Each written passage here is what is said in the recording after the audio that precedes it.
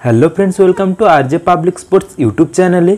बंधुरा Nuno Reis के कि आईएसएल ए रेजिस्ट्रेशन कराচ্ছে মোহনবাগান ম্যানেজমেন্ট। তবে কার জায়গায় আসছে নুনো রেস?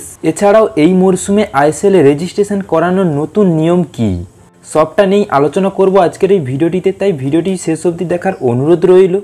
আর চ্যানেলে যারা প্রথমবার আছে চ্যানেলটিকে সাবস্ক্রাইব করে নাও, যাতে আমার পরবর্তী ভিডিও তোমাদের কাছে পৌঁছে যায়।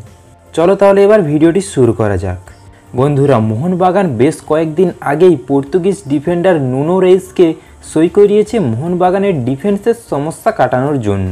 তবে নুনো রেইসকে কিন্তু এসিএল 2তেই ব্যবহার করার জন্য সই করেছিল মোহনবাগান ম্যানেজমেন্ট, আর সেটা প্রেস কনফারেন্সেও জানিয়েছে Mohun Bagan head coach Jose Molina.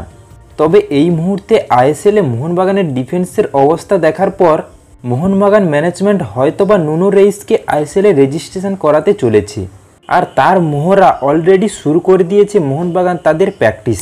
তাই বেশ কয়েকদিন ধরে মোহনবাগান প্র্যাকটিসে দেখা যাচ্ছে আলবার্টো রড্রিগেজের সাথে রক্ষণ সামলাচ্ছে নুনো রেইস। ফলে এটুকু দেখে আন্দাজ করা যেতেই পারে যে মোহনবাগান ম্যানেজমেন্ট আইএসএলে নুনো রেইসকে সই করানোর চিন্তাভাবনা নিচ্ছে।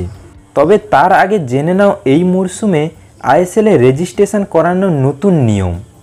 বন্ধুরা, এই মরশুমে কোনো দল যদি আইএসএল চলাকালীন তাদের কোনো প্লেয়ারকে রেজিস্ট্রেশন করাতে চায় তাহলে খুব সহজেই করতে পারে, আর তাকে ম্যাচও খেলাতে পারে। তবে সেই ম্যাচের 48 ঘন্টা আগে তাকে রেজিস্ট্রেশন করাতে হবে, আর তার আগে যে কোনো এক প্লেয়ারকে আনরেজিস্টার করতে হবে।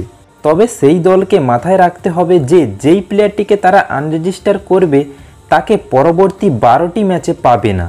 অর্থাৎ পরবর্তী 12টি ম্যাচে তাকে যদি পুনরায় অন্য প্লেয়ারকে বাদ দিয়ে তাকে রেজিস্ট্রেশন করাতে চায়, করাতে পারবে না সেই দল। অর্থাৎ মোহনবাগান যদি নুনো রেইসকে আইএসএলে রেজিস্ট্রেশন করাতে চায়, সেক্ষেত্রে হয়তো টম এলডারসকে আনরেজিস্টার করলো, তাতে টমকে কিন্তু আগামী 12টি ম্যাচে আর মোহনবাগান খেলাতে পারবে না।